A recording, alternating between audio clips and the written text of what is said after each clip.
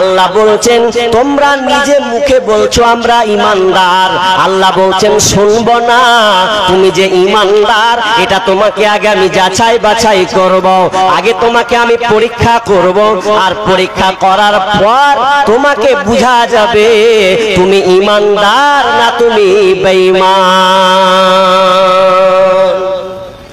তুমি ঈমানদার কিনা এটা আগে যাচাই করো। তুমি বলছো যে কলু আমার না, আমরা ঈমান এনেছি না, ঈমান আনাটা মুখের ভাব নয়, ওটা তোমাকে কার্যকলাপে দেখাতে হবে। আল্লাহ বলছেন পরীক্ষা করব।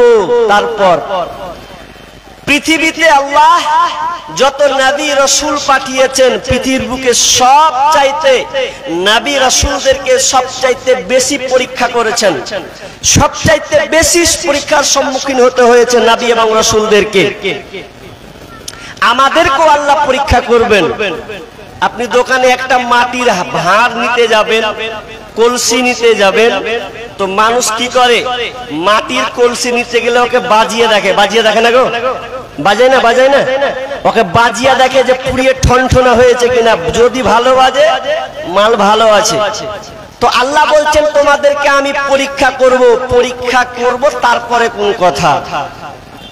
আল্লাহ সুবহানাহু ওয়া তাআলা বলছেন কুতিবা আলাইকুমুল কিতালু ওয়া হুয়া কুরহুল লাকুম, কুতিবা আলাইকুমুল কিতালু ওয়া হুয়া কুরহুল লাকুম।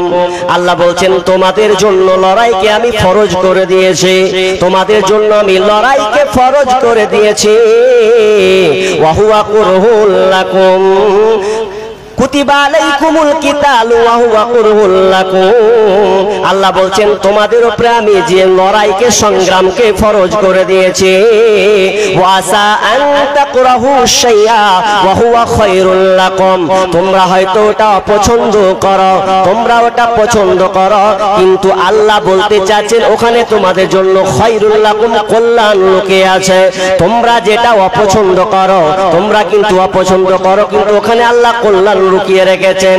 ওয়াসা আন তুহিব্বু শাইআ ওয়া হুয়া শাররুল লাকুম, আর তোমরা যেটা পছন্দ করো সেখানে অপছন্দ অকল্যাণ লুকিয়ে আছে। তোমরা যেটাকে মনে করো এটা পছন্দ, এটা ভালো, আল্লাহ বলছেন এখানে কিন্তু অকল্যাণ লুকিয়ে আছে। ওয়ালামু আনতুম লা তা'লামুন, আল্লাহ বলতে চাইছেন আমি যেটা জানি তোমরা সেটা জানো না, জানো না। আপনি মনে করছেন আমার এখানে ভালো কিছু আছে, এখানে খারাপ কিছু আছে। আল্লাহ বলছেন তুমি যেটাকে ভালো মনে করছো হতে পারে ওখানে তোমার অকল্যাণ আছে, আর যেটাকে তুমি খারাপ মনে করছো মনে করো ওখানে তোমার কল্যাণ লুকিয়ে আছে। কথাটা একটু কেন বললাম, এই জন্য বলছি কথাটা যাতে করে আপনার ঈমানে কোনো কমতি না থাকে, এই জন্য আয়াতটাকে নিয়ে আসা হলো। কেমন, একটা লোক জাহাজে চড়েছে, তো জাহাজে যখন চড়েছে তো জাহাজটা কোন রকমে ঝড়ে পাল্টি খেয়ে নিল, আর পাল্টি যখন খেয়ে নেওয়া কোন রকম করে যাত্রীর মধ্যে একজন ডাঙায় উঠলো। ডাঙায় যখন উঠেছে কোন রকম এমন জায়গাতে উঠেছে যেই জায়গাতে আবার অপোজিটে নদী, কোনো বাঁচার কায়দা নাই, সামনে জঙ্গল। এখন উঠে গিয়ে বলছে আল্লাহ, শেষ দায় করে গিয়ে বলছে আল্লাহ তুমি আমাকে বাঁচালে, সব মরে গেল কিন্তু আমি বেঁচে গেলাম, আল্লাহ লাখো লাখো শুকরিয়া। এদিন কিছুদিন যেতে না যেতে যেতে হঠাৎ খাবার আর পায় না, মাছ ধরবে মাছ ধরতে পারে না, কিছু নাই, না খেয়ে মরতে হবে, কোনো লোকজনই নাই, এমন জায়গায় এসে পৌঁছেছে। তো কোন রকম করে একটা তাবু খাটিয়েছে, তো তাবু যদি খাটিয়েছে তো একদিন খাবার মাছটাকে পুরাবে, তো মাছটাকে পুরাতে পুরাতে এমন সময় এমন একটা অঘটন ঘটলো, তাবু যে শূন্য ছোট একটা তাবুকে টাঙানো ছিল ওই আগুনের সাথে তাবুটাও যেন জ্বলে গেল। খালি বারবার কিন্তু আল্লাহকে বলতো আল্লাহ আমি এমন একটা জায়গায় আটকেছি যে জায়গায় তুমি ছাড়া আমার রক্ষা করার কেউ নাই, কেউ আমাকে দেখতে পাবো না, লাশ বেনে যাব, কেউ আমাকে উদ্ধার করবে না, তবে আল্লাহ আল্লাহ তুমি আমাকে এখান থেকে রক্ষা করো। এই দোয়া কিন্তু করতেই থাকে, কিন্তু আগুন লেগেছে তাবুতে যেমন লেগে যাওয়া। লোকটা এবার মন খারাপ, আল্লাহকে এবার সরাসরি বলতে লাগলো। যে লোকটা দোয়া করছিল আবার সরাসরি বলো, আল্লাহ এক তো খেতে পাই না, কোন করে মাছটাকে জড়ো করলাম খাবারের জন্য, আল্লাহ তুমি এমন একটা কাজ করে দিলা, আমার তাবুটাকে তুমি জ্বলিয়ে দিলা, আমাকে কোন নজরে তুমি দেখছো। মন খারাপ করে লোকটা কিন্তু ঘুমিয়ে গেল। ভালো করে শুনেন, ঘুমিয়ে যে গেল তো গেল, এবার সকাল হবে। তো সকাল যখন হচ্ছে তো এই সময় একটা জাহাজ চলে আসছে। জাহাজ যখন আসছে তো মাথা খারাপ, জাহাজটা যখন আসছে তো এর কিন্তু ব্রেন ঘুরে গেছে, আরে জাহাজ কি করে খবর পেলে যে এইদিকে আসছে, মানে কিছু তো একটা হয়েছে। এবার সে বলছে, জাহাজটা যখন তার দিকে সামনে অগ্রসর, এমন সময় সে নাবিককে বলছে, ভাই আমি যেখানে আটকা পড়েছি তোমরা জানলে কি করে বলো, আমি যেখানে আটকা পড়েছি তোমরা জানলে কি করে বলো। তখন ওই নাবিকেরা বলছে, ভাই কেউ আমাদেরকে বলেনি, আমরা যাত্রা করছিলাম এক জায়গা থেকে অমুক জায়গা, কিন্তু আমরা দেখতে পেলাম আকাশ থেকে উপরে ধোঁয়া দাও দাও দাও দাও করে ধোঁয়া যেন উঠছে। আমরা মনে করলাম নিশ্চয় এখানে কোনো মানুষ আছে, নইলে আগুন আসলো কি করে, ধোঁয়া বের হয় কি করে, চলো তো আমরা ওইদিকে যাই। আমরা এসে দেখলাম সত্যি সেখানে আগুন লেগেছে, ধোঁয়া উঠছে, কিন্তু তোমাকে আমরা দেখতে পেলাম। যখনই এই কথা বলা ওই ভদ্রলোক আবার সিজদায় পড়ে গেছে, আল্লাহকে বলছে, আল্লাহ তোমার কুদরতে আমি বুঝা বড় দায়, তুমি যে আগুনটা জ্বালিয়েছো আমার জন্য জ্বালিয়েছো, আমি তোমাকে খুব খারাপ ভাবছিলাম, তুমি আমার উপরে রহম করো না, দেখো না বলে আল্লাহ তোমাকে অনেক কিছু বলে দিয়েছে, আল্লাহ তুমি আমাকে ক্ষমা করে দাও, তুমি বরং আগুন জ্বালিয়ে আমার উপকার করেছো। অতএব আপনি গাল দিয়েন না, অতএব আপনি নিজেকে অপারগ হয়েন না, সিদ্ধান্ত নিয়েন না যেটা ভুল এটা ঠিক। আল্লাহ বলছেন সূরা বাকারা আয়াত নাম্বার 216, আল্লাহ বলছেন আমি যেটা কল্যাণ রেখেছি ওটার মধ্যেই কল্যাণ, তুমি মনে করছো এখানে অকল্যাণ না, আল্লাহ বলছেন এখানে কল্যাণ আছে। এই কথাটা একটু গোছালো ভাবে বললাম। এবার চলুন পরীক্ষা। আল্লাহ বলছেন তোমাদেরকে আমি পরীক্ষা করব, পরীক্ষা, এই 5খানা পরীক্ষা করা হবে। আচ্ছা পরীক্ষা তো অনেক আছে, এই আয়াতে আল্লাহ তাআলা 5টা সাবজেক্ট, 5টা বিষয়ের উপরে আলোচনা করবেন, 5টা বিষয়ের উপরে। কেন? শিক্ষক যখন ছাত্ররা বলে স্যার আমাদের সামনে মাধ্যমিক পরীক্ষা, আপনি আমাদেরকে সাজেশন দেন, সিলেবাস এমন ভাবে দেন, ভেরি ভেরি ইম্পর্টেন্ট যে কোশ্চেন গুলো আছে ওই কোশ্চেন গুলো আমাদেরকে দেন, কারণ বই তো মোটা, এত কি পড়া যায়, যেগুলো ইম্পর্টেন্ট কোশ্চেন সেই প্রশ্নগুলো আমাদেরকে লিখে দেন, তাহলে আমাদের খুব সহজ হবে, তাই না? পরীক্ষা নিয়ম তো এটাই। তো আল্লাহ বলছেন আমি তোমাদেরকে বেছে চুঙে চুঙে 5টা প্রশ্ন করব, 5টার উপরে তোমাদেরকে আমি সম্মুখীন করব, পরীক্ষার সম্মুখীন। এই 5টা বিষয়ে তোমাদেরকে কি করতে হবে? পাস হতে হবে। সময় নাই বলে আস্তে আস্তে চলি। 1 নাম্বার কি কি পরীক্ষা? আসলে আল্লাহ তাআলা আমাদেরকে দুনিয়াতে পরীক্ষা করার জন্যই পাঠিয়েছেন। দলিল আল্লাহ তাআলা সূরা আম্বিয়া 35 নম্বর আয়াতে বলছেন, কুল্লু নাফসিন যায়িকাতুল মাউত ওয়া নাবলুকুম বিশ-শাররি ওয়াল খায়রি ফিতনা ওয়া ইলাইনা তুরজাউন। রব্বুল আলামিন বলছেন প্রত্যেক প্রাণীকে মৃত্যুর স্বাদ গ্রহণ করতে হবে, যার মধ্যে আত্মা আছে, কেউ নাই যে মারা যাবে না, সবাইকে মরতে হবে। তারপর আল্লাহ বলছেন তোমাদের জন্য আমি মওত এবং হায়াত যে দিয়েছি, মওত এবং হায়াত দিয়েছে, ভালো মন্দ যেটা দিয়েছে, ভালো এবং মন্দ যে তোমাদেরকে দিয়েছে, এই ভালো এবং মন্দ দেওয়ার কারণ হলো আমি তোমাদেরকে পরীক্ষা করব, ওয়া ইলাইনা তুরজাউন, এবং তোমাদেরকে আমার কাছে ফিরে আসতে হবে। এই জন্য আল্লাহ সুবহানাহু ওয়া তাআলা পাঁচটার উপরে আমাদেরকে পরীক্ষা করবেন। রব্বুল আলামিন বলেন বিসমিল্লাহির রহমানির রহিম ওয়ালানাবলুওয়ান্নাকুম বিশাইইন মিনাল খাউফি ওয়াল জু' ওয়া নাকসিম মিনাল আমওয়ালি ওয়াল আনফুসি ওয়াস সামারাত ওয়া বাশশিরিস সাবিরিন। তোমাদেরকে আমি পাঁচটা বিষয়ে তোমাদেরকে আমি পরীক্ষা করব। যদি তোমরা এই পাঁচটা পরীক্ষায় পাস করতে পারো তাহলে ওয়া বাশশিরিস সাবিরিন, সবরশীলদের জন্য রয়েছে সুসংবাদ। নাম্বার 1, এক নাম্বার আপনাদেরকে পরীক্ষা করবেন ওয়ালানাবলুওয়ান্নাকুম বিশাইইন মিনাল খাউফ। এক নাম্বার পরীক্ষা করবে ভয় দিয়ে, তোমাকে আল্লাহ ভয় ভীতি দিয়ে তোমাকে পরীক্ষা করবে। আমরা অনেক সময় ভয়ের সম্মুখীন হয় কি হয় না? হয়।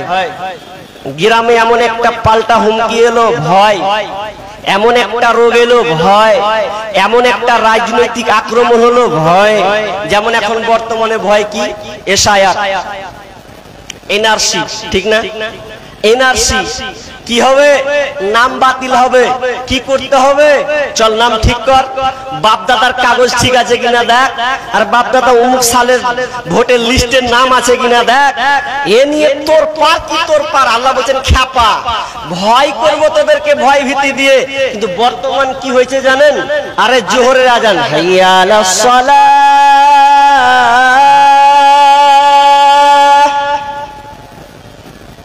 হাইয়া আলাল ফালাহ,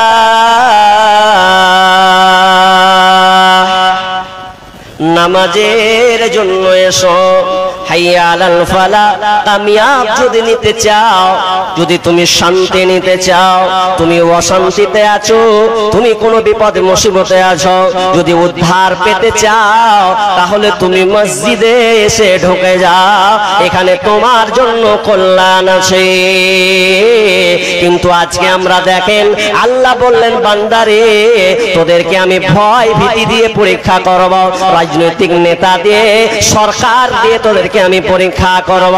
কিন্তু তোরা আমার এই ভয়টাকে এড়িয়ে দিয়ে তোরা এমন একটা ভয়ের মধ্যে চলে গেছে, মমতাকে যদি জড়িয়ে ধরতে হয় তো জড়িয়ে ধরবে, যদি আপনার কিনা প্রধানমন্ত্রীকে যদি ধরতে হয় তো জাপটে ধরবে বা চার জন্মে।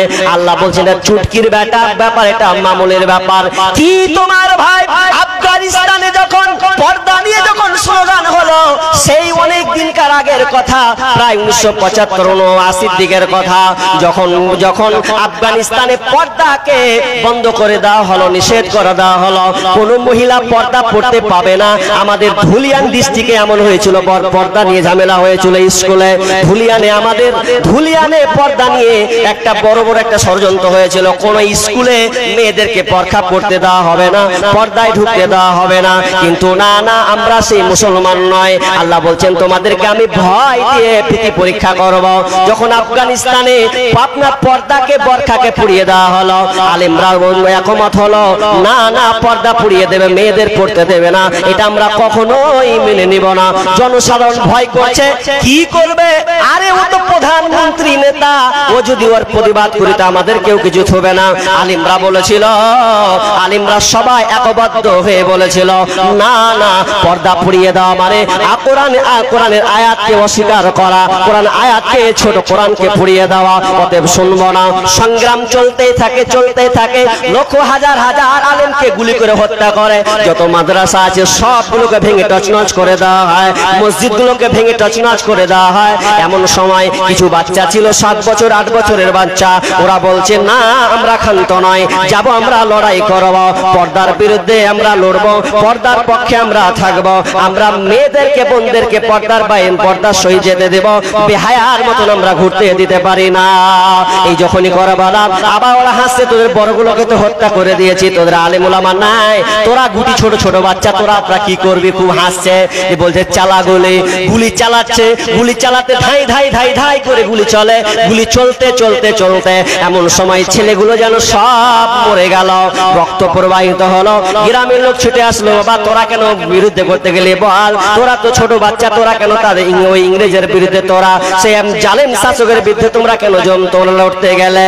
এমন সময় কিছুক্ষণ পরে দেখছে একটা ছেলেও কিন্তু মরে নাই। প্রথমে মনে হলো যে সবাই মারা গেল, দ্বিতীয় লগ্নে গ্রামে লোক গিয়ে দেখছে আরে কোনো বাচ্চা তো মরে নাই, সব বাচ্চা যেন জিন্দা হয়ে আছেন। গ্রামের লোক অবাক হয়ে গেল, ঝাঁঝরা করে তাহলে একটাও বাচ্চা মরে নাই, সব বাচ্চা কিন্তু জিন্দা আছে। তখন আবার বলছেন চল আর বসে থাকবো না, আমরা ওই ইমানি চেতনা নিয়ে আমরা সংগ্রাম করব, পর্দার পক্ষে আমরা থাকব।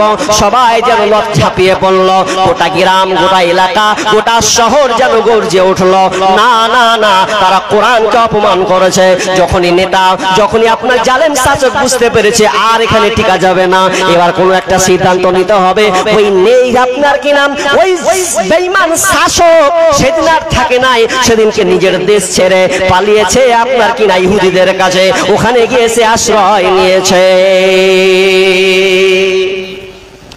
ইমানি চেতনা আপনাকে দেখাতে হবে। ওই সরকার কি করে দিল, ঠিক করেন। নামাজটা 5 ওয়াক্তের সঙ্গে লিঙ্ক রাখেন, 5 ওয়াক্ত সালাতের সঙ্গে আপনি লিঙ্ক রাখেন। আচ্ছা, পূর্বাঞ্চলে যখন ইসলাম প্রথম দিকে রাসূল সাল্লাল্লাহু আলাইহি ওয়াসাল্লাম দাওয়াত দিচ্ছিলেন, তার আগে দুইটা বড় বড় শাসক দল ছিলেন, বড় বড়। একটা হচ্ছে পারস্য আর একটা হচ্ছে রোম সাম্রাজ্য। দুইটা রোম সাম্রাজ্য, বর্তমান নাম হচ্ছে ইতালি বা ফ্রান্স, ইতালি। আর পারস্য, এটা বর্তমান হচ্ছে ইরান। এই ইরানের বাদশাকে বলা হয় কিসরা, আর রোমের বাদশাকে বলা হয় কেইসার। তো রোমের বাদশা নাম হচ্ছে হিরাক্লিয়াস। ভালো করে শুনুন, হিরাক্লিয়াস সে বলছে যে আরবের কিছু লোককে ধরে ওদের ইমানি চেতনা কেমন, ওদের একটা কাফেলাকে একদম অ্যাটাক করতে হবে। ভয় কাকে বলে এটা আপনাকে দেখাচ্ছি। আল্লাহ বলছেন ভয় দিয়ে পরীক্ষা করব। তো ধরলো হিরাক্লিয়াস তার দলকে পাঠিয়ে একটা মক্কা নগরীর একটা কাফেলাকে যুদ্ধের সময় ধরে ফেললো। কাদের? তো ধরলো 80 জন সহ তার সঙ্গে যুক্ত আছে সেটা হচ্ছে আব্দুল্লাহ বিন হুযাফা। আব্দুল্লাহ বিন হুযাফা সহ 80 জনকে অ্যাটাক করে নিয়েছেন। বাদশা হিরাক্লিয়াস বলছে তোমাদের মধ্যে লিডার কে গো? তোমাদের কাফেলার মধ্যে লিডার কে? ওকে সাজদা করতে পারলে সব ঠিক হয়ে যাবে। আব্দুল্লাহ বিন হুযাফা বলছে আমি। তুমি? আচ্ছা এসো আমার কাছে আসো। আচ্ছা শোনো, ইসলাম ছেড়ে দাও। ইসলাম ছাড়বে, 3টা অফার তোমার জন্য থাকবে। এক, ইসলাম যদি ছেড়ে দাও তাহলে তুমি খ্রিস্টান হয়ে যাবে, আর খ্রিস্টান যেমন হয়ে যাবে তোমার জন্য এক্সট্রা 2টা অফার থাকবে।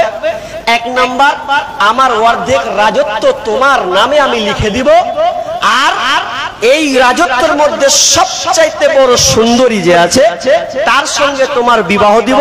কোন জায়গায় বলা হয়েছে আমার মেয়ে সুন্দরী একটা মেয়ে আছে তার সঙ্গে তোমার বিবাহ দিব। ইসলাম ছাড়ো। আব্দুল্লাহ বিন হুযাফা বলছে আমার সঙ্গে নেকামো করতে এসো না, তুমি আমাকে 3টা বড় বড় অফার দিয়েছো, এই অফার আমার কাজে লাগবে না, এটা আমার দরকার নাই। কারণ আমি ইসলামকে পেয়েছি, এই ইসলাম খানা হচ্ছে আমার কাছে একমাত্র পথ, যে রাস্তাটা ধরে আমার গন্তব্য হবে জান্নাত। আমি দুনিয়ার কোন ধর্মের উপরে নয়, বরং আমার ইসলাম খানা হচ্ছে আমার কাছে সর্বসেরা। আব্দুল্লাহ বিন হুযাফাকে যখন হিরাক্লিয়াস বন্দী করলেন, বন্দী করার পর বলছেন একে আর ছেড়ো না, সবাইকে জেলে বন্দী করো, একে আলাদাভাবে জেলে বন্দী করো।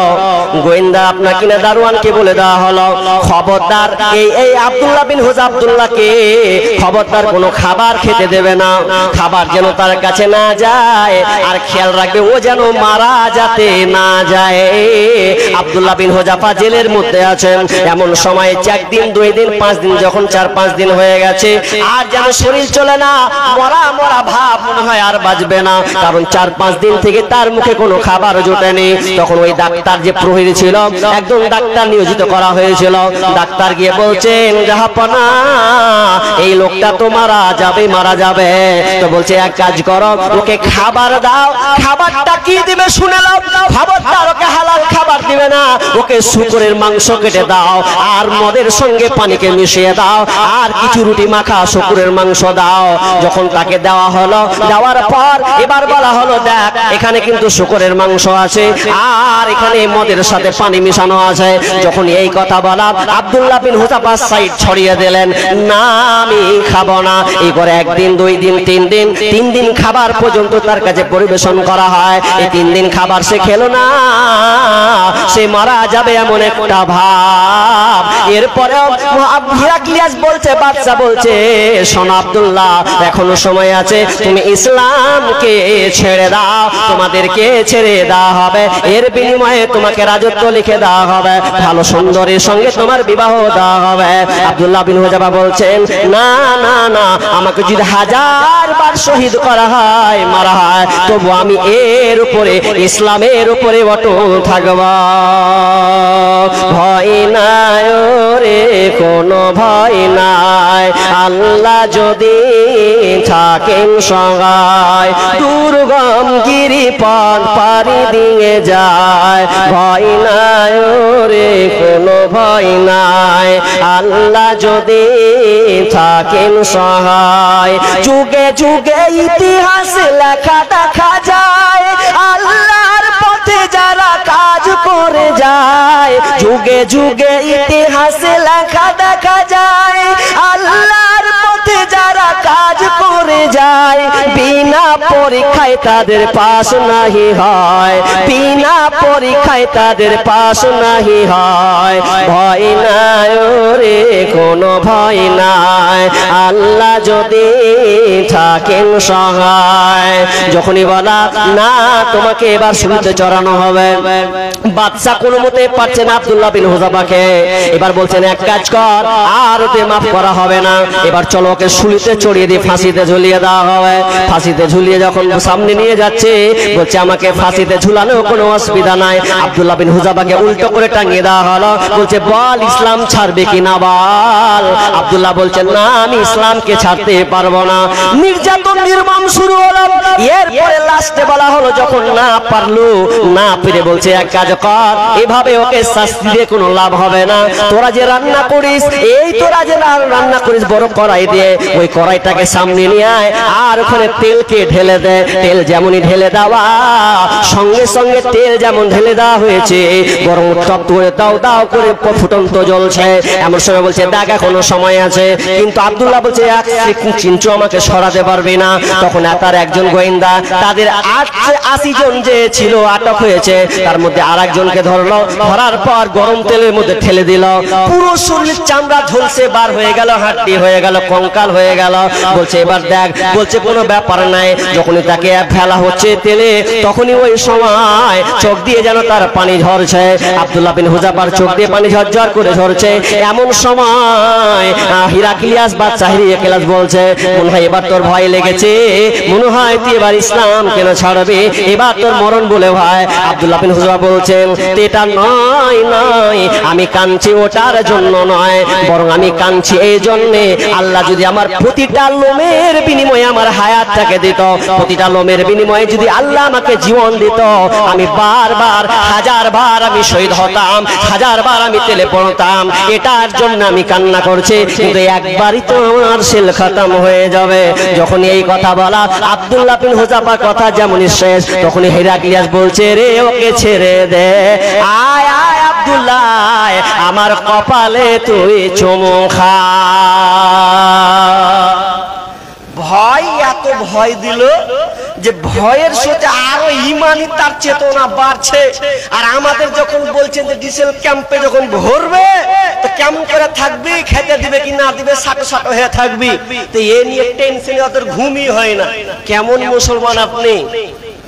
ইমানকে সক্রিয় করুন। আল্লাহ বলছেন ভয় দিয়ে পরীক্ষা করব। চটচট করে আমি 5টা বলি, টাইম 10:30 অবধি না, 10:30 পর্যন্ত টাইম তো নাকি? তাহলে ঘাবড়াই না, লোকটি বসে আছে। চলেন নাম্বার 1 হলো। নাম্বার 2 ওয়াল জু,